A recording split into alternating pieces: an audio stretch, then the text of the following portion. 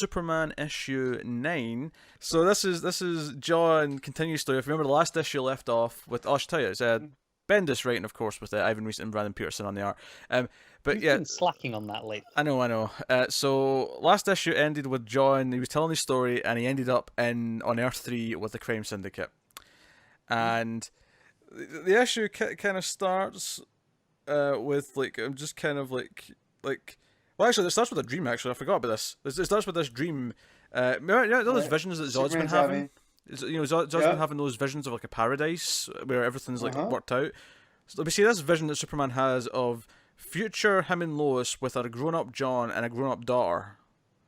Yeah, and it looks like John has the Thor treatment where he's missing an arm. He's missing an arm. It's going back. Yeah, and Connor's not there. So, but then again, we don't know if Superman knows about Connor. Yeah, we're not at that point yet. And it's like, no, it's a world peace day, and everyone's here to honor Superman. And we see like an aged up Bat family there. We see various characters. So but it's this vision of a perfect future. And then next page, Zod family shows up, and it's like, yes, we're here in honor of peace. And then something dark's coming out of the sky, which I've seen some theorizing is the Legion of Superheroes. All those dark figures in the sky. You think? I mean, I have nothing myself to think that. I just saw people talking about it on Twitter. Gotcha. Yeah, I like looking at this page with everybody on there because you have Jimmy with a wife and kid, and looks like the Wonder Woman has some kind of family. I don't know if that's supposed to be Donna behind her. Yeah, I think that's Donna behind her. Yeah, but yeah, the Bat family looks a bit different. Yeah. Looks like there's two Batmans there, I think the second one's Damien. Dick's got a goatee. Yeah. I don't know if that... I mean, maybe that's Damien, actually. That looks more Damien to me, actually, his face. Now that I think about it. But yeah, I just like looking up other the Shazam. You have just two Shazams, though. Looks like Billy and Mary. And then a Green Lantern Corps, and then Starfire's there. It's really cool. But yeah, so you think those dark figures are going to end up being the Legion? It could be. I could see Bendis being the one that plays with that when they come back. Yeah. It seems very menacing, but I could see how you would think that. I think it's because this fantasy or whatever it is is taking place in the future. Not that it's that much in the future for that, right. But I guess your mind just kind of jumps to that. I mean, because the guy with the lightning, that could easily be Lightning Lad. Yeah, so basically they're trying to deal with the fact that their sons just told them he ended up with the crime syndicate. And then we actually get the story and how the crime syndicate kind of charge at him, but Ultraman grabs him and takes him away.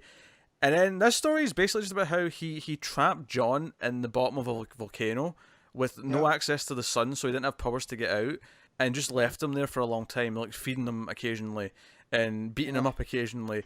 And it's just this really dark thing. I think what really worked for me about this is not only just how demented Ultraman feels in these scenes, keeping him captive like this, but it's when it actually finally comes back to Superman and Lois, and it just, like, there's this awkward tension in the air. Like, he's like, do you guys need to hit something?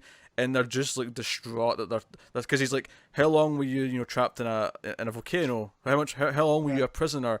And, like, John won't tell him. He just keeps saying, how long? And it's like, he's getting desperate to find out. Yep. And also, this is where I feel like they're starting to play with things, because if I remember the crime syndicate right, like, their Ultraman wasn't Superman.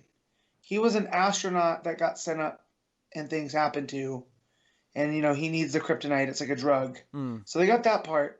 But for John to say, like, it looked like his dad, but, like, not. Like, it was familiar. And I get what Bendis was going for, because this is the worst ideal he could have for a dad.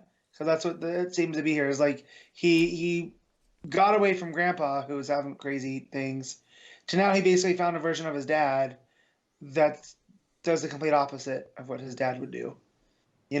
So, not that it ruins the story in any way.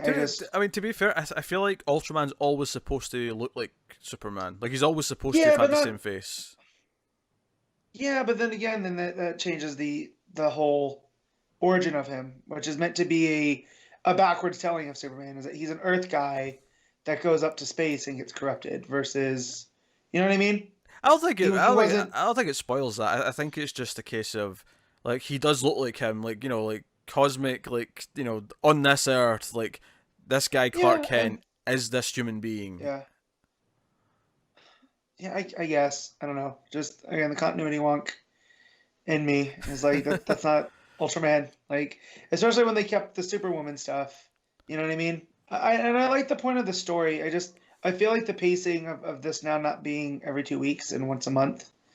It's kind of killed my exuberance, I guess, because I was really excited at the end of the last one to see where this was going to go. And then we got this issue, and then with the way that it leaves this one, I'm like, oh, I gotta wait another one. Like, it's driving me a bit nuts. Yeah, I didn't feel that at all. I actually really liked how dark this felt with how Ultraman holds him captive for. I mean, who knows? This could have been a year. This could have been 3 years. We have no Yeah, idea how long he held him captive. John right, doesn't even know. He's not even. He had no way to tell how much time was passing. right. And in the end, of course, he does eventually like break out. He has whatever power he has left to try and like raid the volcano, make it erupt, and Yeah, raid it that's to the pretty cool. surface. And he's kind of like going around sneaking about helping people, but this world's not used to that because it's it's Earth 3. And Right, eventually, Superwoman finds him, which is Lois in this world. right. So he's like, "Mom," and it ends with kind of like, "Okay, now the other parent, the evil version of the other parent, is going to Yeah. deal with him next issue." So that's kind of where we leave off. Um, I actually like this issue quite a bit. I like the. I think what's making John's story work for me is that it keeps coming back to how Superman and Lois are reacting to it and how it's making them feel. Mhm.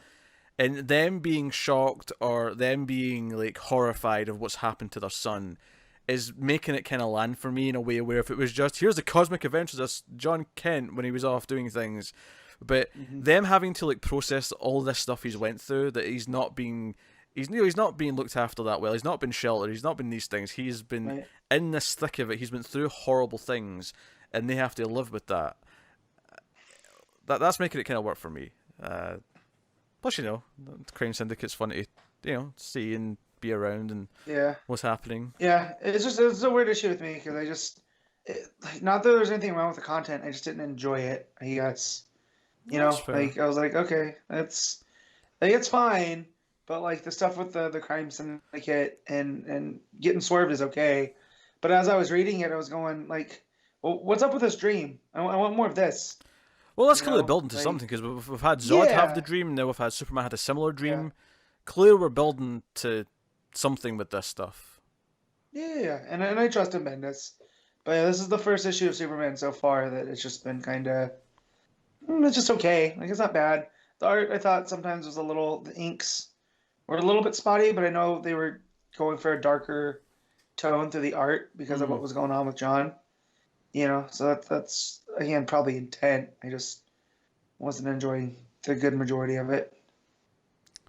That's fair. I mean, Pierce's art's not as good as Reese's, but it's Yeah. it's not bad by any means. Yeah, yeah, it's fine. I'm not a big fan of heavy inks, and that's a taste thing. I mean, it's all well done, but it's kind There's of a, like when there's a type of music that you don't like, right? But you understand why other people do, and you're just like, okay, that's all right.